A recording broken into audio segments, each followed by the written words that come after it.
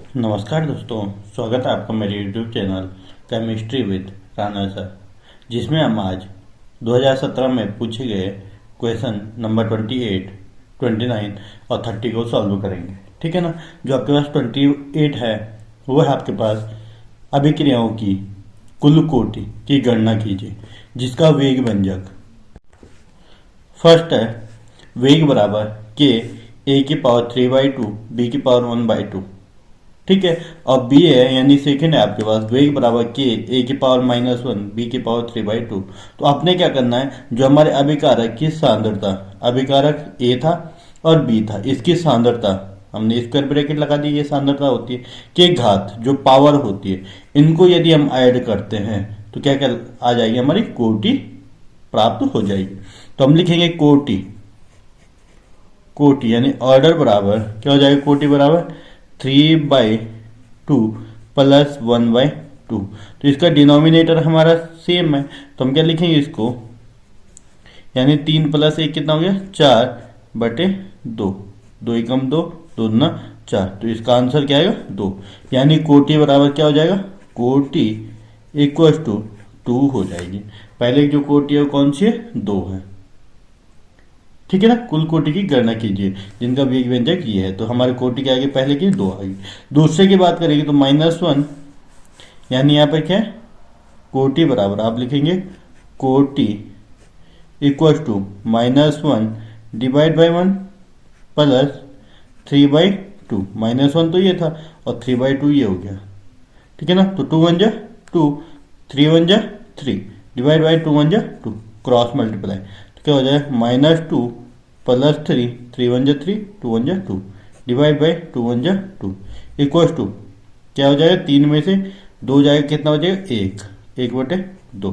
तो आपकी जो कोटि आएगी वो क्या आएगी, अर्ध कोटि, यानी 1/2 आपकी कोटि होगी। पहले की कोटि 2 है और दूसरे कोटि के हाफ है, यानी आधा है। नेक्स्ट है क्वेश्चन नंबर 28 ख, प्रथम कोटि की अभिक्रिया के लिए वेग व्यंजक 60 सेकेंड इनवर्स है। वेग व्यंजक कितना दे रखा है, 60 सेकेंड इनवर्स दे रखा है।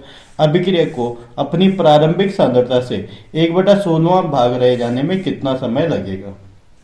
हमारा जो प्रथम कोटि की अभिक्रिया का जो वेग व्यंजक होता है वो होता है के बराबर 2.303 divide by t log r0 divide by r. अब इन्होंने क्या रख दिया, यहाँ पे क्या समय की बात कर रहे हैं, यानी टी हमें कैलकुलेट करना। तो टी क्या हो जाएगा, यहाँ से इधर आ जाएगा, के क्या हो जाएगा, यहाँ आ जाएगा। तो टी हमने लिख दिया यहाँ पर 2.303, ठीक है जी, डिवाइड बाई के लॉग r0 बाई आर। अब हम वैल्यू यहाँ पर लिखेंगे तो ये हो जाए टी बराबर 2.303 डिवाइड बाई के, जो वेग व्यंजक है वो कितना दे रखा है, वेग व्यंजक 60 सेकेंड इनवर्स, यानी 60 आ गया के की जगह। लॉग अभिकारक की प्रारंभिक सांद्रता कितनी रही होगी, यहाँ पर 1 थी। ठीक है ना। और अंतिम सांद्रता कितने बोल रहा है, 1/16, यानी 1/16। ठीक है ना। तो हमने क्या कर दिया, इसको अगर हम 1 से 1 डिवाइड करेंगे तो यह 16 डिवाइड बाई 1 हो जाएगा, यहाँ पे 1 डिवाइड बाई 16। तो 16 क्या हो जाएगा, यहाँ से ऊपर से रह जाएगा, 1 हमारा नीचे रह जाएगा। तो हमारे पास क्या हो गया, टी बराबर 2.303, यानी 16 चला गया यहाँ से ऊपर, उल्टा हो जाएगा ना। ठीक है। तो क्या हो जाएगा, हमारे पास 16 आ गया, लॉग 16। लॉग 16 को यदि हम चेंज करते हैं 1.6, क्योंकि पॉइंट अभी यहाँ है, तो इधर से यदि पॉइंट हम यहां पर ले आते हैं तो क्या हो जाएगा, टी बराबर 2.303 डिवाइड बाई 60 लॉग 1.6 इंटू 10 की पावर क्या हो जाएगा, 1 प्लस की 1 हो जाएगी। क्योंकि हमें 16 के वैल्यू तो पता है नहीं, लेकिन 1.6 की वैल्यू हम कैलकुलेट कर सकते हैं। ठीक है ना। 1.6 की वैल्यू कैसे कैसे कैलकुलेट करेंगे, क्योंकि मैंने आपको पहले क्वेश्चन में बता रखा है। ठीक है ना। पहले मैंने एक वीडियो डाल रखी है, उसमें बता रखा है लॉग कैसे कैसे कैलकुलेट करते हैं। ठीक है, आप वो वीडियो देख के इसको सॉल्व कर सकते हैं। तो यहाँ पे 1.6 की जो वैल्यू होती है वो कितनी होती है, 0.18 होती है, 0.18। लेकिन 10 की पावर a का मान कितना होता है, 1 होता है। तो हम क्या लिखेंगे, 2.303 डिवाइड बाई 60 इंटू 1.18, यानी 10 की पावर 1 का मान 1 और 1.16 का मान कितना होता है, 0.18। तो इन दोनों को ऐड करते हैं, क्या आ जाएगा, 1.18 हो जाएगा। अब देखेंगे यदि हम 16 से इसको डिवाइड करते हैं, ठीक है ना, 2.303। तो आपके पास जो आंसर आएगा वो क्या आएगा 0.038 इंटू 1.18। यदि मैं इसको साथ इसको मल्टीप्लाई करता हूं तो आपके पास t बराबर क्या आएगा 0.0448 है ना। अगर हम इसको कंप्लीट नंबर में चेंज करते तो क्या हो जाएगा 1 2 या 3, तो क्या हो जाएगा 44.8 इंटू 10 की पावर -3, क्योंकि हमारा left right hand side move किया पॉइंट नहीं 1 2 3, तो 44.8 इंटू 10 की पावर -3 सेकेंड टाइम लगेगा। 1/16 भाग रहे हैं, जाने में कितना समय लगेगा 44.8 इंटू 10 की पावर -3 सेकेंड लगेगा।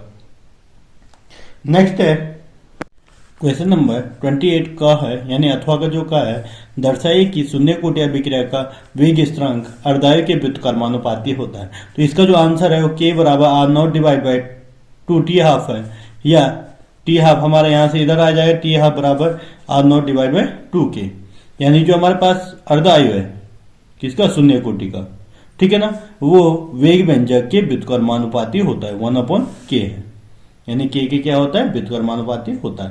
तो इसको यदि आप अच्छे प्रकार से समझना चाहते हैं तो इसकी वीडियो मैंने अपलोड की है, जिसका लिंक मैं आपको डिस्क्रिप्शन बॉक्स में दे दूंगा, तो वहां पर जाके आप इस वीडियो को देख लीजिए, जिसमें आपके पास प्रथम कोटि शून्य कोटि का वेग नियम और अर्धायु की गणना करने की वीडियो अपलोडेड है।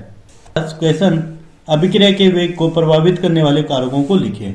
ये आपके पास बोर्ड एग्जाम में कई बार पूछा गया है, 2011, 12, 13, 14, 15, 18 और 20 में ये बोर्ड एग्जाम में पूछा गया है, तो इसको आप अच्छे प्रकार से बोर्ड में देखकर जाए, ठीक है। तो अभिक्रिया के वेग को प्रभावित करने वाले कारक कौन कौन से कारक है, अभिकारकों की सांद्रता पहला, दूसरा अभिकारकों की प्रकृति, तीसरा है अभिकारकों का पृष्ठीय क्षेत्रफल, चौथा है उत्प्रेरक की प्रकृति, पांचवा है ताप एंड छठवां है दाब। अगर हम बात करेंगे अभिकारकों की सांद्रता, तो अभिकारकों की सांद्रता में वृद्धि करने पर, यदि हम अभिकारकों की सांद्रता में क्या करते हैं वृद्धि करते हैं बढ़ाते हैं, वृद्धि करने पर अभिक्रिया के वेग में भी क्या होती है वृद्धि होती है, यानी सांद्रता को बढ़ाते हैं तो अभिक्रिया का वेग भी बढ़ जाता है। परंतु अभिकारकों की सांद्रता में कमी होने पर अभिक्रिया का वेग भी कम होता है। नेक्स्ट है आपके पास अभिकारकों की प्रकृति। यदि अभिकारक आयनिक है, यानी अभिक्रिया में भाग लेने वाले अणु कैसे हैं आयनिक है, तो अभिक्रिया का वेग अनायनिक अभिकारकों के वेग से अधिक होगा। यानी यदि हम यहां पर ये भी लिख सकते हैं अभिकारकों की प्रकृति में, यदि अभिक्रिया में भाग लेने वाले अणु के मध्य आबंधों की संख्या कम होगी, यानी टूटने वाले बंधों की संख्या कितनी होगी कम होगी, तो अभिक्रिया का वेग क्या होगा अधिक होगा। यदि टूटने वाले बंधों की संख्या क्या होगी ज्यादा होगी, तो उसको ज्यादा समय लगेगा टूटने में, तो अभिक्रिया का वेग क्या होगा कम होगा। यानी दोनों आप यहां पर लिख सकते हैं, यदि अभिकारक आयनिक है यानी वो जल्दी से टूट जाते हैं, तो अभिक्रिया का वेग अनायनिक जो नहीं टूटते हैं उन अभिकारकों के वेग से अधिक होगा। या आप लिख सकते हैं यदि अभिकारक में आबंधों की संख्या अधिक होगी तो अभिक्रिया का वेग कम होगा, और आबंधों की संख्या यदि कम होगी तो अभिक्रिया का वेग अधिक होगा। अगला है अभिकारकों का पृष्ठीय क्षेत्रफल। अभिकारकों के पृष्ठीय क्षेत्रफल में वृद्धि करने पर अभिक्रिया वेग में वृद्धि होती है, यानी आप यदि अभिकारकों का पृष्ठीय क्षेत्रफल बढ़ाते हैं तो अभिक्रिया का वेग भी बढ़ जाएगा। अगला है उत्प्रेरक की प्रकृति। तो उत्प्रेरक क्या होता है अभिक्रिया के वेग को बढ़ाते भी है और कम करते भी है, ठीक है ना। ये किस पर निर्भर करते हैं, यदि अभिक्रिया में धनात्मक उत्प्रेरक का प्रयोग किया जाता है तो अभिक्रिया का वेग बढ़ जाता है, लेकिन यदि अभिक्रिया में ऋणात्मक उत्प्रेरक का प्रयोग किया जाए तो अभिक्रिया का वेग क्या होता है कम होता है। अगला है ताप, ठीक है ना। तो अभिक्रिया के वेग में यदि अभिक्रिया के ताप में वृद्धि कर दी जाए तो अभिक्रिया का वेग भी बढ़ जाता है, और अभिक्रिया के ताप में क्या करते हैं हम कमी करते हैं तो अभिक्रिया का वेग भी क्या होता है कम होता है। दाब की बात करेंगे तो अभिक्रिया के दाब में यदि आप क्या करते हैं वृद्धि करते हैं, लेकिन यदि अभिक्रिया में भाग लेने वाले अणु गैस हो तो दाब में वृद्धि करने पर अभिक्रिया का वेग बढ़ जाता है, और दाब में कमी करेंगे तो अभिक्रिया का वेग भी क्या होता है, कम होता है। परंतु अगर अभिक्रिया में भाग लेने वाले अणु द्रव है या ठोस है तो दाब का उसके वेग पर कोई प्रभाव नहीं पड़ता है, यानी दाब को जो प्रभाव पड़ता है वो गैसीय अणु पर पड़ता है। तो यदि अभिकारक अणु क्या होंगे, गैस होंगे, तो दाब बढ़ाने पर अभिक्रिया का वेग भी बढ़ जाता है और दाब कम करने पर भी अभिक्रिया का वेग कम होता है। क्वेश्चन नंबर 28 का ग है, अभिक्रिया की आणविकता तथा कोटि में उदाहरण सहित समझाइए। में अंतर उदाहरण सहित समझाइए। तो हमने यहां पर देखा है, पहला है अभिक्रिया की कोटि और दूसरा अभिक्रिया की आणविकता। तो पहला इसका टॉपिक है अभिक्रिया, किसी रासायनिक अभिक्रिया में भाग लेने वाले अणुओं की सांद्रता की घातों का योगफल अभिक्रिया की कोटि कहलाती है। यानी कोई अभिक्रिया है, ठीक है ना, कोई जैसे ये रासायनिक अभिक्रिया H2 + Cl2 gives 2HCl, तो अभिक्रिया में भाग लेने वाले अणु H2 और Cl2 की सांद्रता, यानी ये सांद्रता होगी स्क्वायर ब्रैकेट की घात, इसकी घात 0, इसकी पावर भी क्या है 0 का योगफल किसी रासायनिक अभिक्रिया में भाग लेने वाले, कोई रासायनिक अभिक्रिया हो रही है H2 + Cl2, ये क्या बना रहे हैं HCl बना रहे हैं। तो इसमें कौन कौन से भाग ले रहे हैं H2 और Cl2, भाग लेने वाले अणुओं की सांद्रता, अणुओं की सांद्रता, दोनों की सांद्रता के घात, इसकी पावर भी 0 इसकी पावर भी 0 का योगफल, इसका 0 + 0 कितना हो गया 0 होता है, का योगफल अभिक्रिया की कोटि कहलाती है। लेकिन अगर हम अभिक्रिया की आणविकता की बात करेंगे, रासायनिक अभिक्रिया में भाग लेने वाले अणुओं की कुल संख्या अभिक्रिया की आणविकता कहलाती है। तो यहां पर H2 की संख्या कितनी है 1, Cl2 की संख्या कितनी 1, तो कुल कितना हो गया ये 2। तो अगर मैं इसकी बात करूं, इसकी आणविकता कितनी है 2 है, H2 + Cl2 gives 2HCl, इसकी आणविकता कितनी है 2 है और इसकी कोटि क्या है 0 है, ठीक है ना। दूसरा बात है, दूसरा यहाँ पे आप टॉपिक आएगा आपके पास, कोटि का मान प्रायोगिक होता है, यानी कोटि की गणना आप प्रयोग के पश्चात ही कर सकते हैं, इसको देख के नहीं बता सकते कि इसकी कोटि क्या होगी। अगर यहाँ पर पावर नहीं दे रखी है तो आप ये नहीं बता सकते इसकी कोटि क्या होगी। लेकिन आणविकता हम देख के बता सकते हैं, अभिक्रिया जैसे अभिक्रिया हो रही है तो हम इसकी आणविकता बता सकते हैं, यहाँ पे कितने अणु यहाँ पे कितने अणु, इन दोनों को टोटल कर देंगे, आणविकता का मान प्राप्त हो जाएगा। यानी कोटि का मान प्रायोगिक होता है, प्रयोग के पश्चात कोटि की गणना कर सकते हैं। लेकिन आणविकता का जो मान होता है वो कैसा होता है सैद्धांतिक होता है, इसको हम देख के बता सकते हैं, ठीक है। ये भी आपके बोर्ड एग्जाम में कई बार पूछा गया है, ठीक है। अगला है कोटि 0 होती है, यानी आपने पढ़ा होगा कि कोटि का मान 0 भी होता है, 0 कोटि का अभिक्रिया। लेकिन आणविकता का मान कभी 0 नहीं हो सकता। इसका मतलब कि यहां पर अणुओं की कुछ न कुछ संख्या होगी, ऐसा नहीं कि यहाँ पे अणुओं की संख्या 0 होगी और आपका प्रोडक्ट फॉर्म हो जाए, ठीक है ना। तो कोटि का मान 0 होता है, आणविकता का मान 0 नहीं होता है, कभी भी 0 नहीं होता आणविकता। अगला कोटि का मान भिन्नात्मक तथा पूर्णांक दोनों होते हैं, यानी जो कोटि होती है वो आपकी आधा भी होती है, 3/2 भी होती है, भिन्न यानी फ्रैक्शन के रूप में होती है, और पूर्णांक भी होती है, प्रथम कोटि द्वितीय कोटि। लेकिन आणविकता का मान हमेशा पूर्णांक में होता है, वो या तो 1 होगा, 2 होगा या 3 होगा, कभी भिन्नात्मक रूप में नहीं हो सकता। अगला है कोटि ऋणात्मक तथा धनात्मक दोनों होती है, कोटि का मान माइनस में भी होता है और प्लस में भी आता है, लेकिन आणविकता का मान हमेशा धनात्मक होता है। अगला डिफरेंस है कोटि 3 या 3 से अधिक हो सकती है, लेकिन आणविकता कभी भी 3 से अधिक संभव नहीं होती है। इसका उदाहरण देखेंगे, H2 + Cl2, यदि H2 भी गैस है, Cl2 भी गैस है और बनने वाला प्रोडक्ट भी आपके पास गैस है, तो इसकी जो कोटि होती है वो 0 होती है। जैसे NH3 गैस, N2 भी गैस है, H2 भी गैस है, तो इसकी भी कोटि क्या होगी 0 होगी। तो इन दोनों की कोटि क्या 0 है। लेकिन अगर मैं इसकी आणविकता की बात करूंगा तो इसकी आणविकता कितनी है 1 और 1 2, तो इसकी आणविकता 2 होगी। इसकी आणविकता कितनी है, 2 अणु NH3 के भाग ले रहे हैं, तो इसकी आणविकता भी कितनी 2 है। अभिक्रिया में भाग लेने वाले अणुओं की संख्या क्या कहलाती है, आणविकता कहलाती है।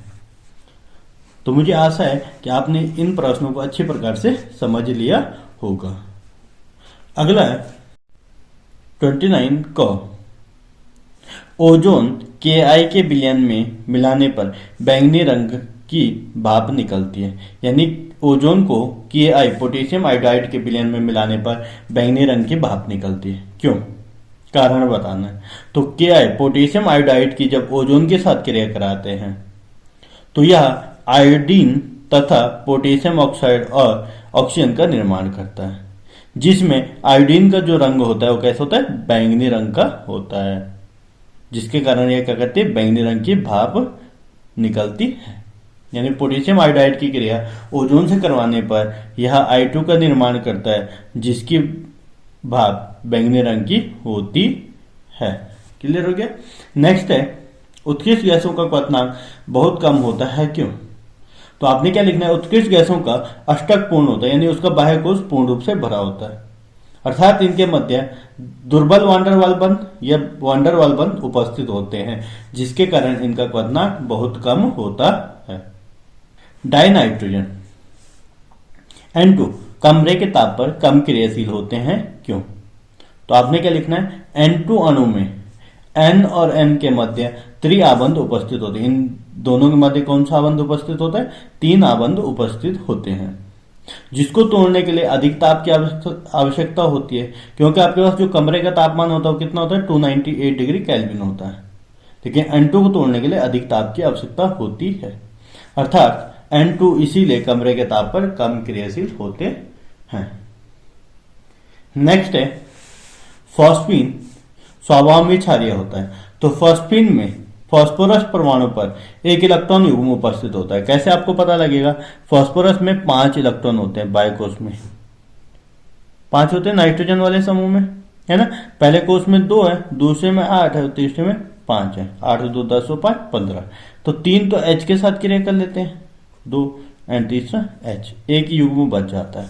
तो फॉस्फीन में फास्फोरस परमाणु पर एक इलेक्ट्रॉन युग्म उपस्थित होता है, ये इलेक्ट्रॉन युग्म उपस्थित होता है, अर्थात इलेक्ट्रॉन युग्म देने के प्रवृत्ति के कारण pH3 कैसा होता है? क्षारीय होता है।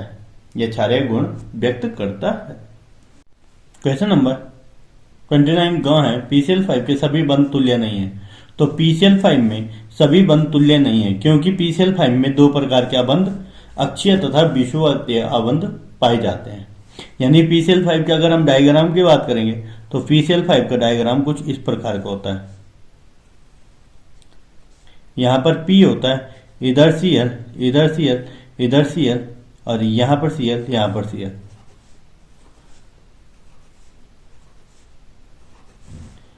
यहां पर 2 प्रकार के आबंध उपस्थित होते हैं, 3 तो होते हैं ये वाले और 2 होते हैं ये वाले। तो 2 आबंध, यानी एक तो हो गया हमारा अक्षीय, जो ऊपर और नीचे वाले होते हैं, इनको बोलते हैं अक्षीय बंध, इधर से ऊपर और नीचे के लिए।